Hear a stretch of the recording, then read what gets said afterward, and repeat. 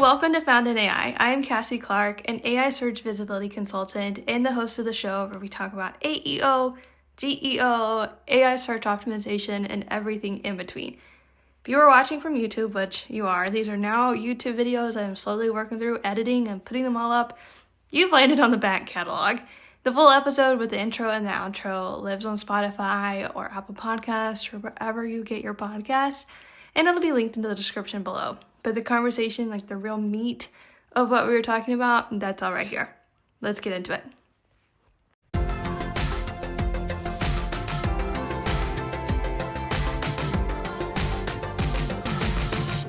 You're talking about AEO, GEO, SEO, and how all of that fits in together now with AI search. So, when people say AEO, what do they actually mean in practice? Like, what have you been seeing and what have you been telling your clients? Yeah, it's actually pretty simple. It just means answer engine optimization. And basically for that, you just want to make sure that what you're writing about, the AEO can pull your content and for direct answers within the search results. So that's going to be like the snippets at the top. Mm-hmm.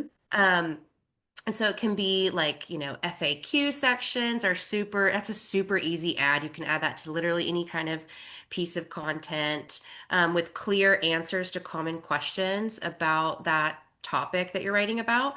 And always include like a piece of the question in the answer. So if it's like, what is productivity software and why does it matter? Then your answer should be like, productivity software is X and it matters because. And so those very clear answers to those questions is really going to help a lot. And like I said, the FAQ schema. There's also little extra things like adding a table of contents, adding a highlight section at the top of your pieces that just call out a few of the summaries from the article.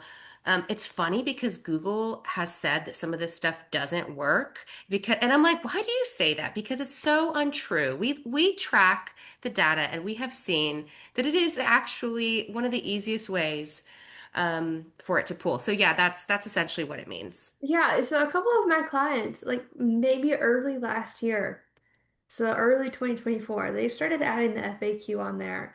And I even mentioned this to another content writer at the time, and they were like, well, if everyone starts doing that, then what good does that do?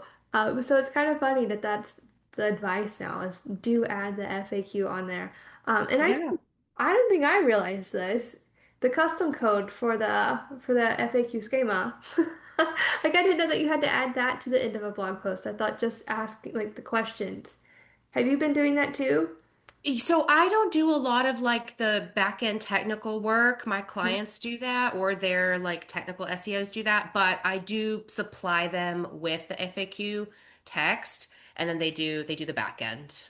Yeah, so that was not a thing that I have, like, I'm adding it in now, and I don't know Hmm. how good it'll do because I just started within the last couple of weeks. But have you seen any of your clients, like, seeing results by adding in that backend code? Have they Oh been? yeah. Yeah, yeah, yeah. It's super, super, super easy. It's to me, it's like a no-brainer add to almost any kind of content you can create can have an FAQ to it.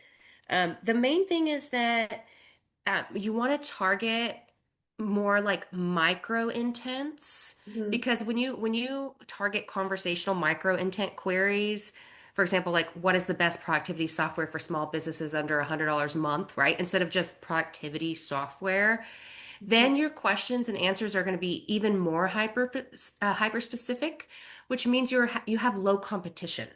Right, right. So now it's easier for the search engine to go ahead and pop that up at the top because there's not as many people writing about that and you're covering the FAQs. They want to be helpful. That's what it's really about. It wants to be helpful and give the user as many like helpful little summaries and snippets as they can get about whatever they're searching. So the more specific, the better. Absolutely, yes. And actually, like at USERP, which is one of the agencies that I've partnered with, they are amazing.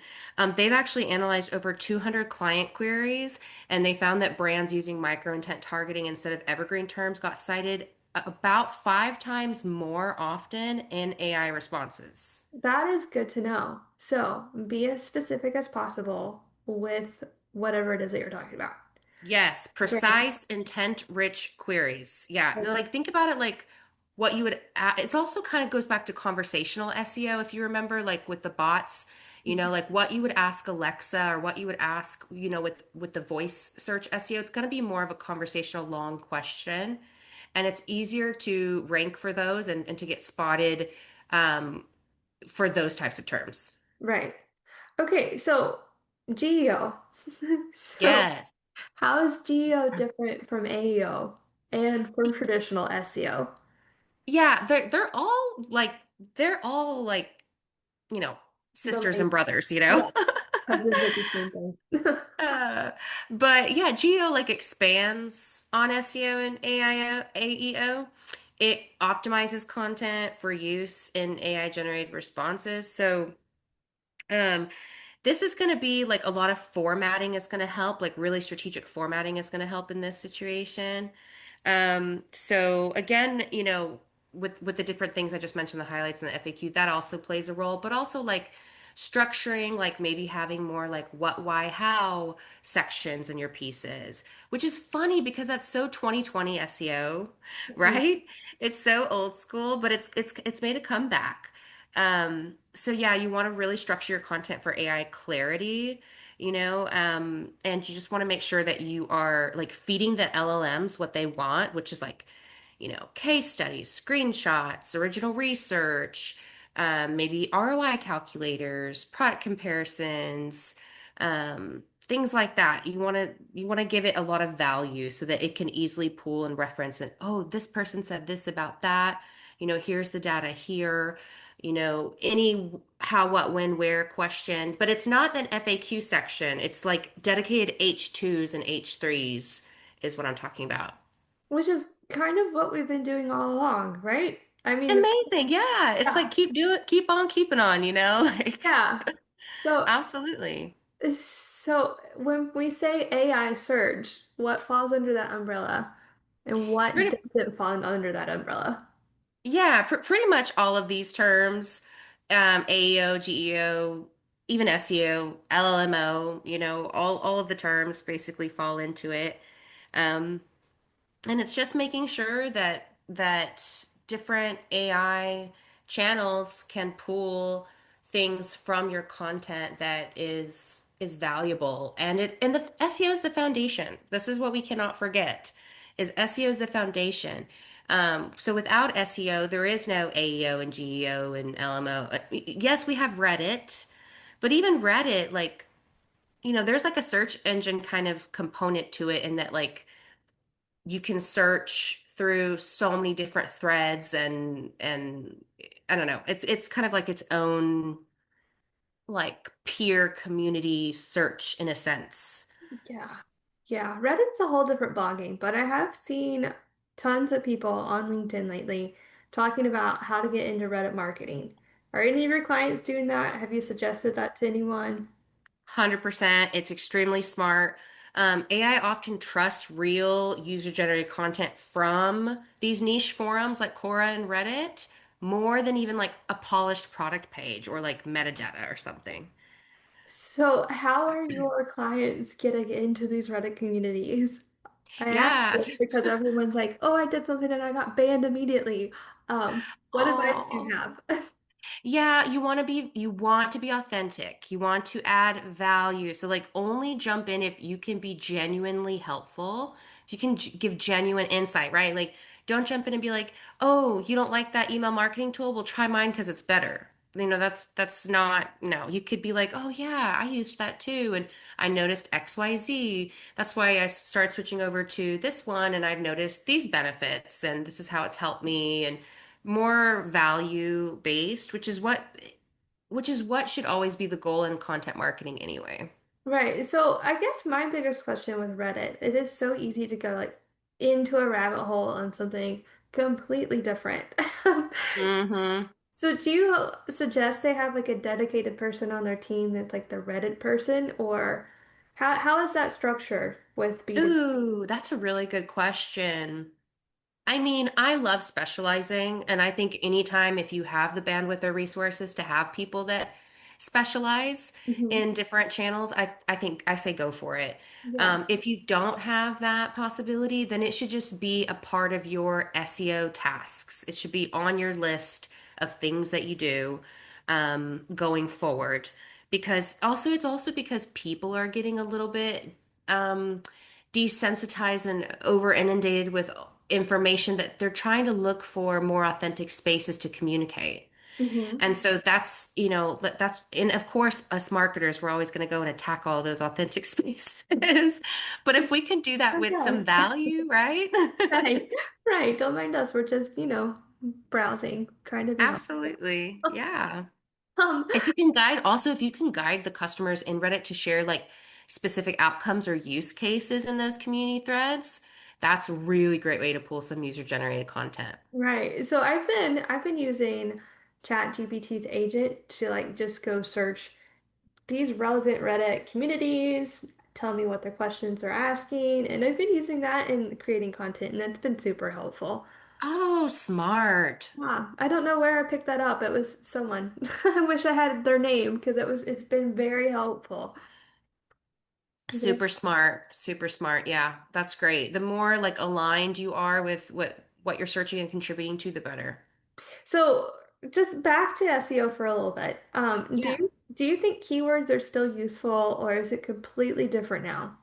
Oh no, keywords will always be useful. It's because we're in bot land all the time. These bots need terms. They need terms to cling on to, and if not, like they have no language, they have nothing to decode.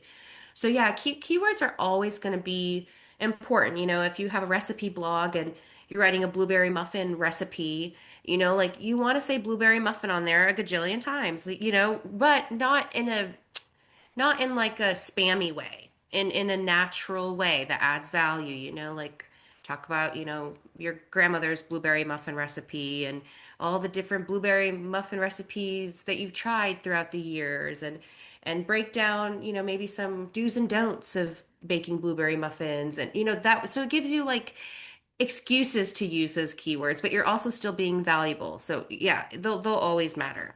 Yeah. Yeah, so keywords, we're going to keep them. We're going to work with long tail keywords, like as in those questions. So if Mm-hmm. you're advising a new business, a new startup, how should they approach AEO or GEO differently from SEO? What would you suggest?